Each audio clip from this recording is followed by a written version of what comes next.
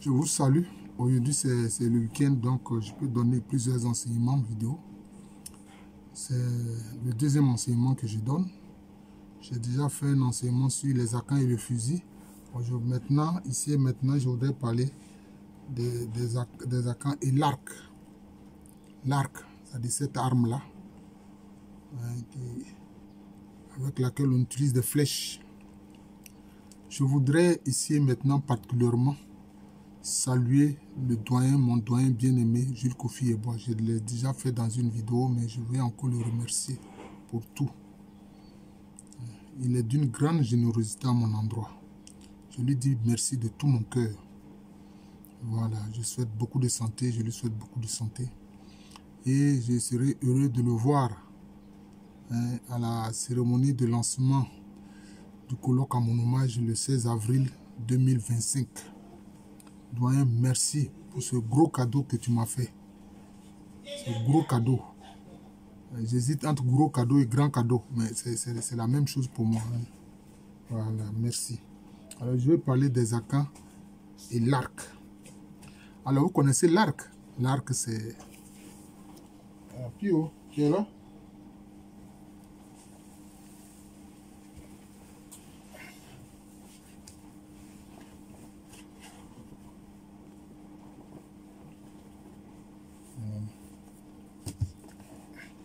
Alors, il y a un auditeur qui s'est permis de se plaindre. Pourquoi moi, je laisse mon petit-fils venir à moi quand je fais les vidéos? Mais regardez-moi des gens comme ça. Je t'ai pas invité à venir regarder ma vidéo. Si la tête de mon petit-fils ne te plaît pas, ce n'est pas ma tête à moi qui va te plaire. Est-ce qu'il t'empêche d'entendre l'enseignement que je donne? Il faut écouter l'enseignement que je donne, c'est ça qui compte. Voilà. Et donc, on va parler des akans et de l'arc. Alors, il faut savoir qu'il y a eu des recherches archéologiques qui ont été menées par nos collègues de l'université de Legon d'Accra. Voilà. Et qui prouvent qu'au 5e siècle, puis on reste tranquille, les akans vont bâtir leur premier royaume qu'on appelle le royaume Bono, dont la première capitale était Bonomanso. Et on voit bien qu'à travers ces études archéologiques, que les akans, en fait, étaient dans des zones beaucoup plus au nord. Et ils sont descendus vers le sud. Et les peuples qui les ont fait descendre vers le sud, ce sont ces peuples-là que les akans ont appelés Dagbon, c'est-à-dire des guerriers armés d'arcs et de flèches. Ce sont justement les ancêtres des Gours, notamment des Mamproussiers, des Dagomba, ainsi que des Nanumba. Ce sont ces peuples-là. Ils avaient l'arc et la flèche. Comme on le voit, les lobbies manient l'arc et la flèche avec beaucoup de dextérité. Et donc, les akans les ont appelés Dagbon, c'est-à-dire les guerriers armés d'arc et de flèches. Mais les akans eux-mêmes, ils s'appelaient Kwagbon. Kwa ou Kwe, puis on reste tranquille. Hein? C'est le sabre. C'est le sabre. Donc, ils étaient des guerriers armés de sabre. Or, on voit bien, entre le sabre et puis l'arc, mais l'arc est une arme beaucoup plus efficace. C'est ainsi que les akans ont dû descendre beaucoup plus au sud, voilà, pour créer leur premier royaume que le royaume Bono. Et d'ailleurs, ceux qui sont restés dans des zones plus au nord, qui n'ont pas quitté la zone devant, je peux dire, l'arrivée des peuples Gours armés d'arcs et de flèches, il y a notamment une famille qu'on appelle la maison Achre, au sein du royaume Mamproussi. On appelle cette famille-là la maison Achre. C'est la famille Achre.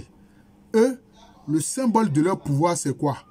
C'est le tabouret des ancêtres, comme chez les akans. Et puis eux, ils sont des fantassins. Alors que les autres, ceux qui sont, je peux dire, d'origine vraiment Mamproussi, eux, ce sont des cavaliers, vous voyez. Donc, c'est un peu cela. Et c'est ainsi que les akans, ayant compris, donc, entre le 4e et le 5e siècle, que l'arc est une arme bien plus efficace que le sabre, qu'est-ce qu'ils vont faire? Eux aussi, ils vont commencer à se doter d'arcs. C'est ce qui s'est passé. Et ça, on va le voir à travers les noms qu'ils vont adopter par la suite. C'est ainsi qu'on le voit, les Dankira. Le royaume d'Ankira, c'est le royaume qui a dominé le monde akan pendant tout le XVIIe siècle. Mais quel était leur surnom? Quel est le surnom que les Dankira se sont donné? Ils se sont donné le surnom de Adaou Dankira. Mais ne son nom. C'est-à-dire, Adaou, ce sont les flèches mortelles. Voilà, les flèches mortelles. Parce que Ada, c'est l'arc et la flèche. C'est comme ça que les Akans appellent l'arc. Bon, soit dans ton, ils disent Ta ou Da, c'est la même chose. Ici, là, on peut dire que le T et puis le D sont allophones. Voilà. Donc, les Dankira, ils se nomment comment? Adaou Dankira. Mais ne sont. Adaou, ce sont les flèches mortelles. Les flèches mortelles. Vous voyez le nom qu'ils sont donnés parce qu'eux aussi ils vont commencer alors à utiliser efficacement cette arme-là, qui est l'arc et la flèche. Je ne sais pas si j'ai remercié mon doyen Jules Kofi-Yeboah. Voilà, je crois que je l'ai remercié. Je lui dis encore merci. Voilà. Quand quelqu'un t'a fait du bien, il ne faut jamais oublier de le remercier, voire de prier ton Dieu pour lui. Voilà. Merci doyen, que Dieu te donne beaucoup de santé. Et qu'est-ce qui va se passer? Il y a un autre groupe qu'on appelle chez les Agnis Alangwa. Mais dans le Bono, quel était leur nom? C'était Adakwa. C'est Adakwa en langue bron qui est devenu Alangwa en langue Agni. D'ailleurs, les Adakwa à l'origine, c'est un matriclan. C'était un matriclan.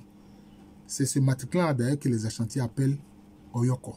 Et que dans le Sanvi, on continue d'utiliser aussi ce matriclan en disant Oyokofwe. La famille royale du royaume Sanvi est Oyokofwe.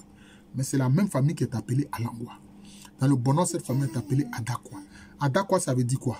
Ça veut dire les guerriers armés d'arc. Ada, l'arc. Quoi? Guerrier. Vous voyez? Donc, les Akans ont tiré la leçon.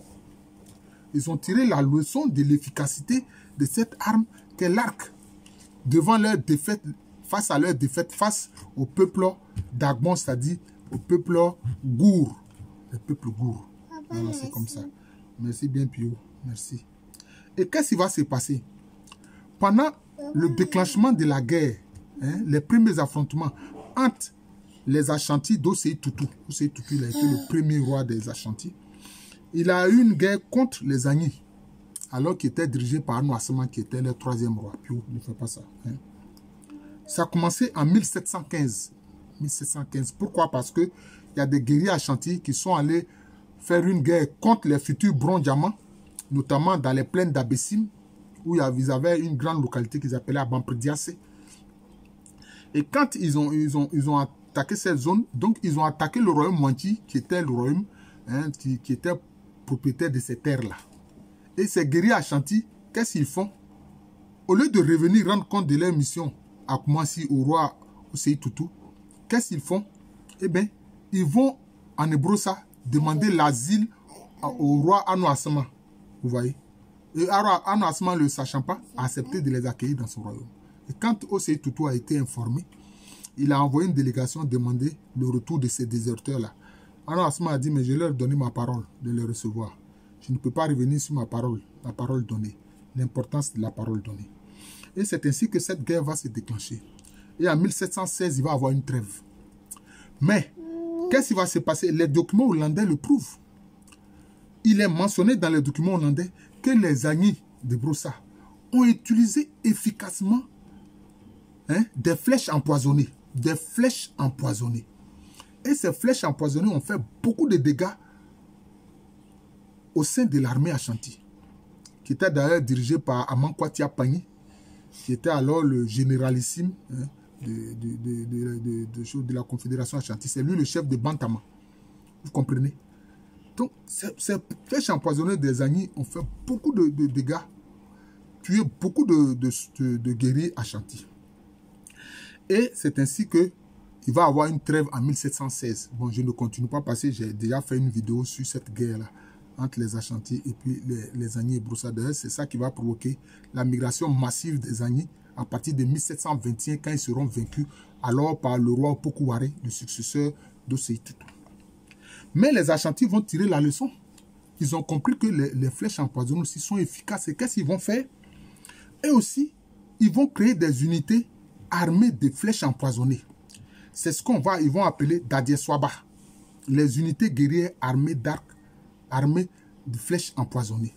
Et qui sont dirigées par le Dadieswabahene.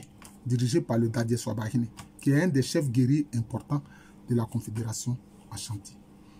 je vous souhaite une bonne journée. Et puis au mari, tout ce qu'il fait là, lui aussi, il vous souhaite une bonne journée.